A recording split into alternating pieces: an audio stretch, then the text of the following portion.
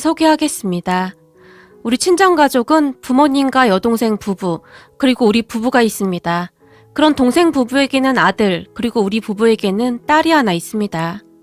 제부는 우리나라에서 손꼽히는 대기업에 다니고 있었기에 월급도 상당히 많았고 능력도 좋았던지 승진도 빨랐습니다. 그랬기에 동생 부부는 꽤 큰 아파트에 살았는데 결혼 전 제부 부모님이 아파트까지 마련해 주셔서 여유롭게 살고 있습니다.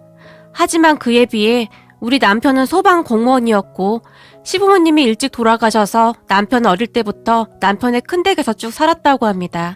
상황이 이랬으니 동생과 저는 모든 것이 다를 수밖에 없었는데요. 친정 부모님에게 용돈 드리는 것부터가 다를 수밖에 없었습니다. 동생 부부는 꽤 큰 돈을 척척 드리던 반면 우리는 항상 생활비를 계산하고 또 계산해야 했으니까요. 그리고 우리가 힘들게 사는 것을 보며 우리 엄마는 항상 내가 이래서 결혼 반대했던 거야. 네가 뭐가 부족해서 그러고 살고 있어. 라며 제게 잔소리를 하곤 했어요.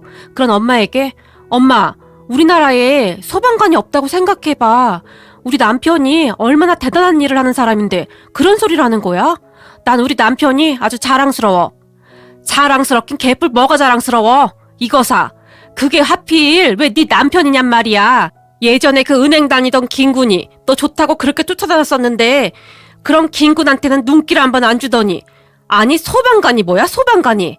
어쩌다 만나기만 하면 엄마는 항상 잔소리를 멈추지 않았어요. 그리고 그런 엄마를 보던 아빠가 참 잘하는 짓이다. 당신같이 이기적인 사람들 때문에 세상이 개차반이 되는 거야. 아니 내 자식들은 귀하니까 소방관 하면 안 되고 다른 자식들은 해도 된다 뭐 그런 말이야? 엄마라는 사람이 잘하는 짓이다. 쓸데없는 소리 하지 말고 우리 정 소방관님 본부시 내줘야 하니까 가서 닭 한 마리 사와. 아주 실한 걸로 잘 골라와. 엄마를 나무랐어요. 엄마는 항상 우리 남편의 가정 환경부터 소방관이란 직업까지 정말 못마땅해 했어요. 다만 우리 아빠만이 남편을 걱정해주고 몸에 좋은 것이 있으면 우리 집까지 일부러 오셔서 가져다 주곤 했어요. 이거 생강즙인데 따뜻하게 데워서 우리 정사방 먹여라. 일도 힘든데 무조건 잘 챙겨 먹어야 한다. 아유, 우리 아빠는 딸보다 사위를 더 좋아한다니까. 알았어. 내가 잘 챙기고 있으니까 걱정하지 마. 그리고 이거 아빠가 엄마 몰래 조금씩 모은 거야. 혹시 생활비 부족하면 이걸로 쓰고 정서방 돈 때문에 스트레스 받지 않게 해라. 그렇지 않아도 힘든 일 하는데 라며 제 손에 돈 봉투를 쥐어줬어요. 그런 아빠에게 아빠 안 그래도 돼. 우리 먹고 살만 하니까 너무 걱정하지 마. 그리고 며칠 전에 큰어머님이 쌀이랑 이것저것 많이 보내주셔서 먹을 게 잔뜩 있어. 라며 아빠가 주신 돈을 다시 돌려드렸어요. 정서방이 부모 복은 없어도 큰아버지 큰어머니 복은 있나 보구나. 어쩜 그렇게 잘 챙겨주시는지 내가 항상 고맙구나. 순간 아빠의 눈시울이 붉어졌어요. 아빠 말처럼 남편의 큰댁 가족들은 참 좋은 분들이셨는데 남편의 큰아버지 큰어머니는 남편을 마치 친자식처럼 그렇게 키우셨다고 합니다. 그분들의 아들과 우리 남편을 단 한 번도 차별하지 않았고 항상 똑같이 대해줬다고 했으니까요. 그분들에게 우리 남편은 아들과 같은 그런 존재였어요. 그리고 그런 남편의 큰댁 가족들에게 우리는 항상 감사한 마음이 가득했습니다. 그러던 어느 날 엄마 생신이어서 가족들이 친정에 다 모였는데 최서방 이 비싼 걸 뭐하러 샀어? 이거 엄청 비쌀 것 같은데? 라고 말을 하던 엄마의 입이 귀에 걸려 있었어요. 엄마 생신 선물로 제부가 엄청 좋은 안마기를 사서 보냈던 모양입니다. 별 말씀을요. 장모님이 좋아하시니까 오히려 제 기분이 더 좋네요. 어깨에 힘이 잔뜩 들어간 제부가 엄마에게 말했고 자네는 어쩜 그렇게 말 한마디 한마디를 예쁘게 하는 건가? 내가 자네 얼굴만 보고 있어도 기분이 좋아진다니까. 안마기 선물에 이미 입이 벌어질 대로 벌어진 엄마가 입에 침이 마르도록 제부를 칭찬했습니다. 그렇게 잠시 후에 우리 남편이 장모님 생신 축하드립니다. 엄마에게 봉투를 건넸지만 그래 고맙네. 라며 엄마가 건성으로 대답했어요. 우리 엄마는 그렇듯 항상 우리 남편과 제부를 비교하곤 했었는데 우리 남편은 그저 괜찮아 라는 말만 할 뿐 항상 웃고 말았어요. 하지만 저는 그런 엄마에게 불만이 쌓여가고 있었기에 되도록이면 친정에 가지 않았어요. 거기다 매사 엄마가 그렇게 행동을 하니 여동생 부부도 우리 남편에게 함부로 하곤 했었는데 여동생 부부는 우리 남편을 아예 없는 사람 취급을 할 정도였어요. 어느 날은 제부가 형님, 저 정말 궁금해서 그러는데요. 소방관은 월급이 어떻게 돼요? 제가 들어보니 엄청 작다고 하던데 그 월급으로 어떻게 생활이 유지되는 거예요? 정말 대단하세요. 우리 남편에게 물었어요. 좀 작긴 하지만 우리 집사람이 살림을 워낙 잘해서 그냥저냥 먹고 살만해. 그 적은 돈을 쪼개서 쓰니까 처형이 제대로 된 옷 한 벌 못 사 입잖아요. 처형 보고 있으면 참 안 돼 보여요. 볼 때마다 맨날 같은 옷만 입잖아요. 그러게 나도 그 부분은 좀 미안하게 생각하고 있긴 해. 남편이 멋쩍은 듯이 웃고 있었고 옆에 있던 제가 제부를 보며 옷만 번지름하게 입고 다니면 뭐해. 속이 텅텅 빈 강정인데. 진짜 있는 사람들은 그렇게 티내고 다니지도 않아. 그리고 우리 그렇게 못 살지 않아. 큰어머님이 수시로 챙겨주시기도 하고 크게 힘들지 않으니까 제부는 신경 꺼. 에이, 큰아버지 큰어머니가 친부모도 아닌데 그렇게 챙겨주는 게 말이나 돼요? 그러게 친자식도 아닌데 항상 챙겨주시더라고. 라며 제가 제부를 노려봤어요. 엄마가 그러니 동생 부부도 항상 우리 남편에게 함부로 하곤 했는데 그런 동생 부부가 항상 괘씸할 수밖에 없었어요. 하지만 남편은 그런 가족들을 별 상관도 하지 않았는데 자신이 하는 일에 대해 항상 자부심이 대단할 뿐이었어요. 어느 날은 일을 마치고 돌아온 남편이 화장실에 들어가서 한참 동안 나오지 않았어요. 소방서에서 무슨 일이 있는 날이면 남편은 화장실에 들어가서 오랫동안 나오지 않았는데 아니나 다를까 한참 후에 나온 남편의 눈이 빨갛게 충혈돼 있었어요. 그런 남편을 보며 당신 무슨 일 있었어? 제가 물었고 내가 조금만 더 빨리 갔더라면 그 어르신을 구할 수도 있었는데 근데 내가 너무 늦었어. 그 어르신이 그만. 말을 하던 남편이 괴로운 듯 머리를 감싸 안았어요. 아무래도 구조가 잘 안 된 모양이었어요. 당신 잘못이 아니잖아. 당신은 최선을 다했잖아. 라며 제가 남편을 위로했지만 그 뒤도 남편은 한동안 힘들어했어요. 그런 남편을 보며 어쩌면 남편은 소방관을 하기엔 너무 여린 성격은 아닌가 하는 생각마저 들었는데요. 빨리빨리 털고 일어나야 했는데 남편은 그러지를 못했거든요. 하지만 남편은 항상 최선을 다했고 집에 들어오면 지쳐 쓰러져 자곤 했어요. 그런 남편의 얼굴은 항상 초췌해 보였지만 남편의 눈동자만은 항상 또렷했고 언제 어디서나 빛이 나곤 했어요. 남편을 처음 만났을 때 그런 남편의 눈동자에 반해 결혼까지 했던 것이었는데 저는 그런 남편의 또렷하고 선한 눈동자가 여전히 너무나 좋기만 합니다. 남편은 그 또렷한 눈으로 항상 주변을 둘러보곤 했었는데 어느 날은 남편 흉무에 마트로 쇼핑을 하러 가던 중 어떤 할아버지 한 분이 길을 걷다가 갑자기 쓰러진 적이 있었어요. 그 순간 남편이 제게 119에 신고해! 라고 말을 한 뒤 급히 차에서 내려서 심폐소생술을 했습니다. 그리고 남편 덕분에 잠시 후 쓰러졌던 할아버지의 의식이 돌아왔고 곧 도착한 119 구급차에 태워 보낸 적도 있었어요. 남편은 언제 어디서나 도움이 필요한 사람들을 도왔는데 그런 남편을 보며 도대체 그러한 신념은 어디서 나오는 것일까? 라는 생각이 들었어요. 남편은 항상 몸이 먼저 반응했는데 분명했던 것은 남편은 다른 사람과는 정말 많이 달랐습니다. 그런 남편을 보며 소방관이란 일을 하려면 그 정도의 신념은 있어야 하는 것이구나 라는 생각을 할 정도로 남편은 자신의 일에 확고한 신념을 가지고 있었습니다. 그러던 어느 날 기가 막힌 일이 일어났는데요. 지방에 계시던 큰아버님이 위독하시다는 연락이 왔고 남편과 제가 급히 큰 댁으로 갔습니다. 사실 큰아버님은 평소 앓고 있던 지병이 있으셨는데 그 지병이 더욱 심해진 듯 했고 병원에서는 마음의 준비를 하라고 말했어요. 그 말에 가족 모두 그저 넋을 잃고 눈물만 흘렸습니다. 그러다가 얼마 후 큰아버님이 결국 돌아가셨고 남편에게는 부모님과 같은 분이셨기에 남편의 슬픔을 이루 말할 수 없을 정도로 엄청났던 건 말할 것도 없었고 제 눈에서도 쉴 새 없이 눈물이 흘러나왔습니다.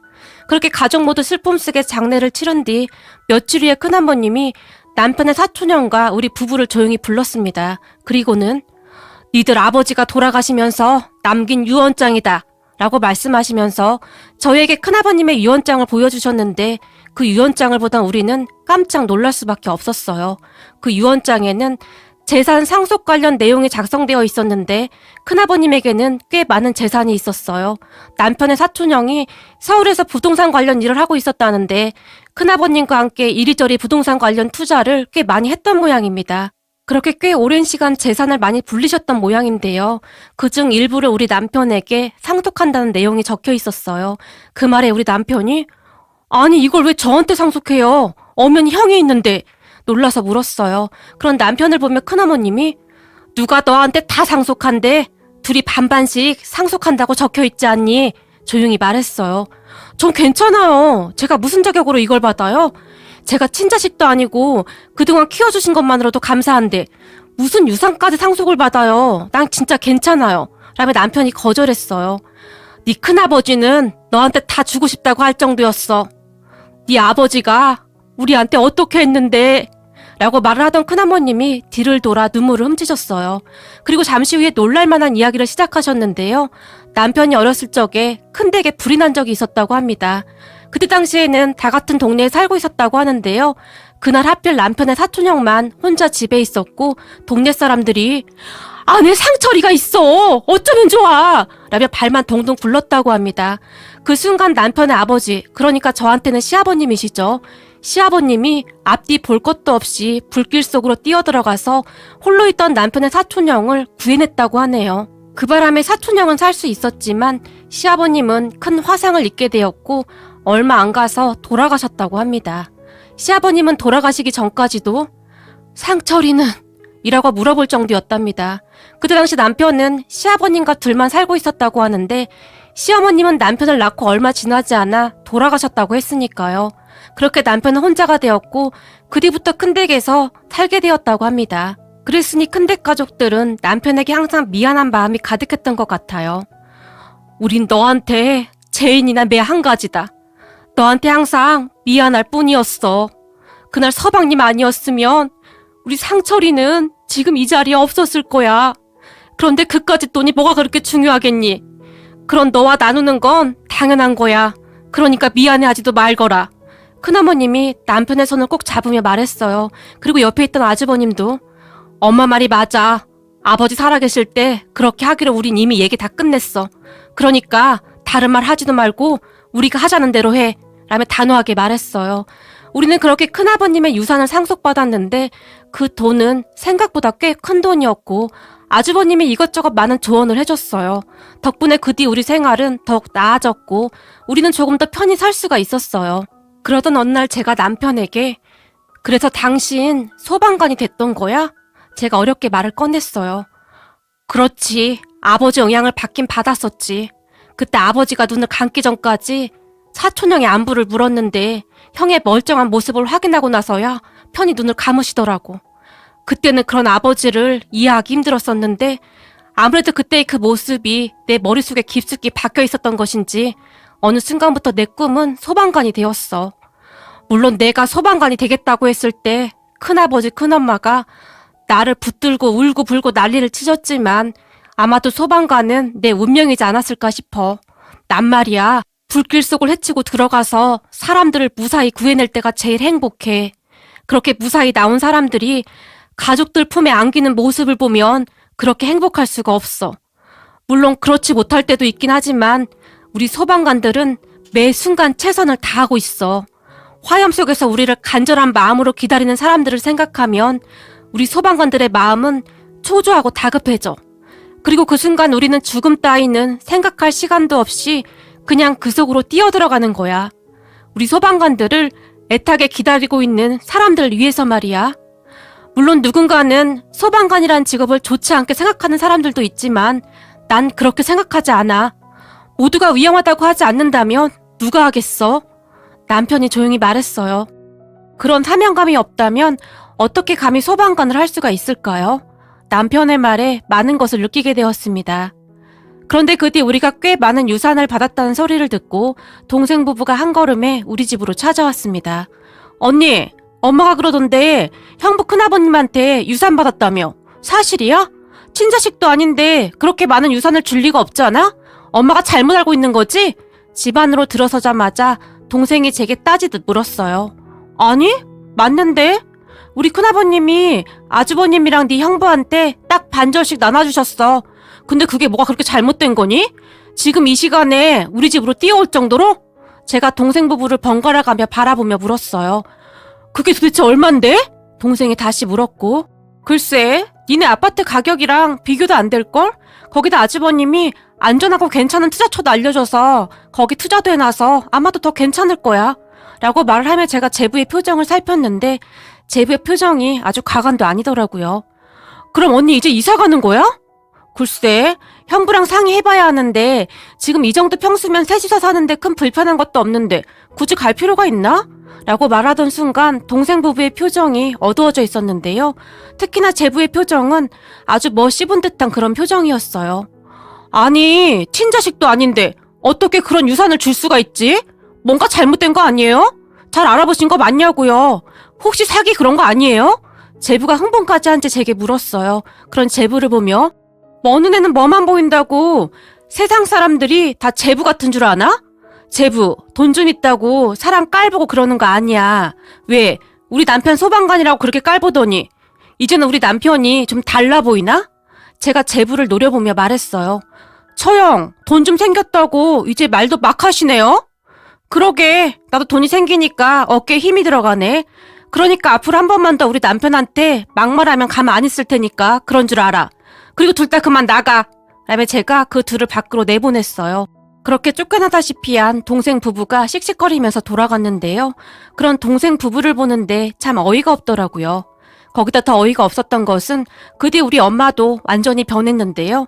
며칠 후에는 몸에 좋다는 음식을 잔뜩 해서 우리 집에 왔는데 우리 정서방 힘든 일 하는데 잘 먹어야 하지 않겠니? 사위사랑은 장물하잖니. 그래서 내가 몸에 좋은 음식 좀 해왔다. 라며 엄마가 식탁 위에 음식들을 내려놓았어요. 엄마가 언제부터 정서방을 그렇게 신경 썼다고 그런 말을 해? 그동안 정서방한테 그렇게 모질게 해놓고는 이제 와서 왜 이러는 거야? 다 필요 없으니까 가지고 가. 엄마가 안 그래도 이미 몸에 좋은 거 잘 먹고 있으니까. 그동안 남편에게 모진말이라는 모진말은 다 해놓고 이제 와서 갑자기 돌변한 엄마를 보며 사실 정이 떨어지기까지 했어요. 엄마가 정성껏 준비해왔는데 뭐 그렇게 말을 해야 하는 거니? 왜? 내가 막말하니까 엄마도 기분 나빠? 엄마, 근데 말이야. 난 엄마가 정서방한테 한 거 반에 반도 안 했는데 지금 이게 기분 나쁘다는 거야? 정서방은 그동안 그 막말을 어떻게 참았을까나? 라며 제가 비아냥거렸어요. 그리고 그런 제 말을 듣던 엄마가 이게 보자 하니까 돈 좀 생겼다고 유세인가 본데 애미한테 말하는 뻔세하고는 이거 사. 내가 나 혼자 잘 살자고 그랬어? 엄마가 제게 화를 내더니 쌩하고 나가버렸어요. 그런 엄마를 보며 저는 그저 바라만 보고 있었습니다. 사실 그동안 엄마가 우리 남편한테 몹쓸 말을 참 많이 했었고 저도 처음에는 이해하려고 했지만 어느 순간 너무 심한 막말도 서슴지 않고 했거든요. 그 뒤 우리는 친정에 자주 가지 않았는데 어느 날 남편이 장모님이 당신 생각해서 그런 건데 너무 그러지 마. 자식 가진 부모 입장에서야 다 그런 거 아니겠어? 라고 말했지만 그동안 그 모진 수모를 겪으면서도 그냥 웃고 말았던 남편을 보니 더욱 마음이 아팠고 남편의 말을 들은 척도 하지 않았어요. 그러던 어느 날 남편이 우리 아빠와 저를 데리고 어딘가로 향했어요. 어디 가는 건가? 아빠가 물었지만 가보시면 알게 될 겁니다. 이제 다 와갑니다. 라며 남편이 빙그레 웃을 뿐이었어요. 그렇게 잠시 후에 남편은 자동차 판매소로 들어갔고 장인어른, 나중에 돈 벌면 장인어른께 꼭 사드려야지 하고 차 한 대 받은 게 있습니다. 장인어른 차가 너무 오래돼서 걱정됐었거든요. 라며 우리 아빠에게 새 차를 선물했어요. 아니네. 자네 돈 생겼다고 이렇게 막 돈 쓰고 다니면 안 되네. 됐어. 그만 나가세. 라며 아빠가 나가려고 했지만 이미 다 계약했습니다. 라며 남편이 말했어요. 아니 자네 이런 쓸데없는 짓은 왜 하는 건가? 순간 아빠가 남편을 나무랐지만 그동안 장인어른이 제게 어떻게 해주셨는데요. 저 사실 부모도 없었고 그랬는데 장인어른은 항상 저를 따뜻하게 감싸주셨잖아요. 항상 감사했어요. 제가 언젠가는 꼭 사드리고 싶었는데 조금 빨라진 것 뿐입니다. 라며 아빠를 보며 활짝 웃었어요. 아니 뭘 이런 걸 다 라며 아빠가 미처 말을 잇지 못했지만 아빠도 싫은 게 댁은 아닌 듯 했어요. 그리고 잠시 후 남편이 아빠에게 꽤 좋은 차를 사줬다는 것을 알게 된 엄마가 단단히 삐쳐서는 그래 잘 먹고 잘 살아라 라며 제게 화풀이를 했지만 우리 잘 먹고 잘 살게 라며 제가 전화를 끊어버렸어요. 그런 저를 보며 남편이 장모님한테 너무 그러지 마 라며 말렸지만 알았어. 근데 당분간은 나도 마음이 안 갈 것 같아. 그러니까 그냥 내버려둬. 남편의 말을 그냥 무시해버렸어요. 그 뒤 동생 부부는 우리와 아예 연락도 안 하고 지내고 있는데 둘이서 맨날 지지고 볶고 난리도 아니라고 하네요. 참 그게 뭐라고 우리에게 갑자기 돈이 많이 생겼다고 하니까 배가 아파 미치겠나 봅니다. 그리고 우리 남편은 지금도 열심히 소방관 일을 하고 있습니다. 물론 하루하루 힘든 일이지만 최선을 다하는 모습을 보며 우리 남편이 그렇게 자랑스러울 수가 없어요. 좋은 사연 보내주셔서 감사드리며 지금 이 순간에도 국민의 안전을 위해 보이지 않는 곳에서 묵묵히 항상 최선을 다해주시는 소방관분들과 구급대원분들께 항상 감사드립니다. 오늘의 사연은 여기까지였습니다. 고맙습니다.